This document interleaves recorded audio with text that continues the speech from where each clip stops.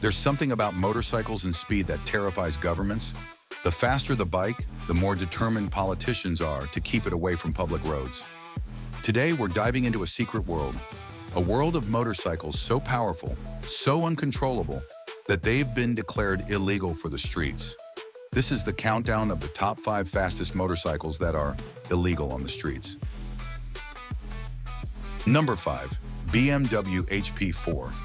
Race, imagine a motorcycle made almost entirely out of carbon fiber. That's the BMW HP4 Race. Lighter than most bicycles, yet packing over 200 horsepower. It was never meant for traffic lights or city streets. It was born on the racetrack. Governments didn't even give it a chance. They banned it outright for road use. To own one is like holding a piece of MotoGP history, but you'll never ride it legally outside the track. Number 4. Ducati R2R. Now picture Ducati taking their MotoGP machine and handing it to the public. That was the R2R Raw, untamed, a race bike with mirrors and headlights. But the problem? It was too loud, too dirty, too wild for politicians. In several countries, regulators slammed the brakes on it, banning it from public roads. It's the kind of motorcycle that reminds us why governments fear riders. Because on a machine like this, rules don't matter, speed does. Number 3. Honda RC213V-S. Honda promised riders a MotoGP bike for the streets, and they delivered the RC213V-S. But the truth is, the street-legal version was a lie. Governments forced Honda to cripple its power, making it weaker just to pass regulations. The full-power version? Banned from the streets in almost every country.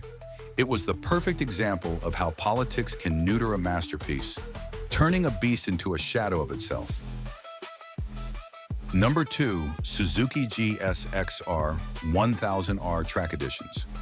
The Suzuki GSX-R 1000R has always been a legend, but then came the track editions, stripped of emissions equipment, tuned for pure performance.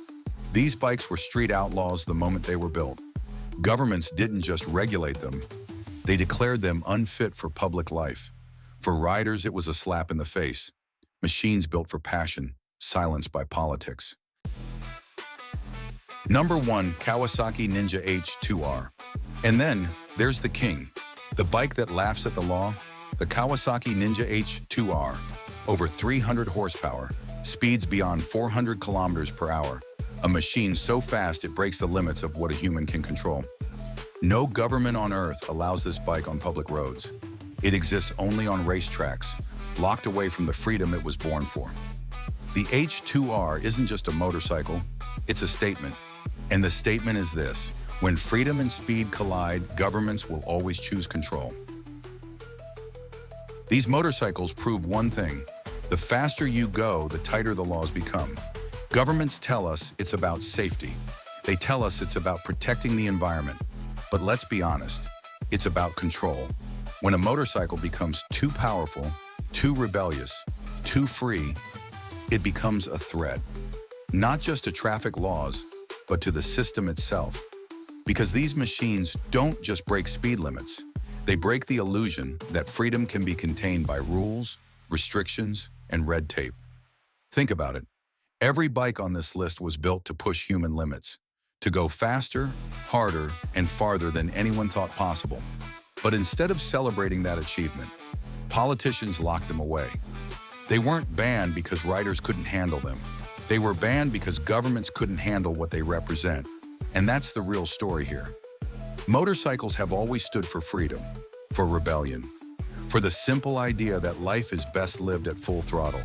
And as long as bikes like the H2R, the RC213V-S, and the Desmosedici RR exist, that spirit will never die. So I'll leave you with this question. If you had the chance to ride one of these forbidden machines, knowing it was illegal, knowing you might never get the chance again, would you do it? Would you risk it all for just one taste of pure, unfiltered speed?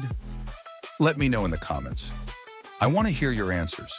And if you're like me, someone who believes motorcycles are more than machines, that they're symbols of freedom, then subscribe to Motor Heaven, because here the road never ends, and neither does the fight for our right to ride.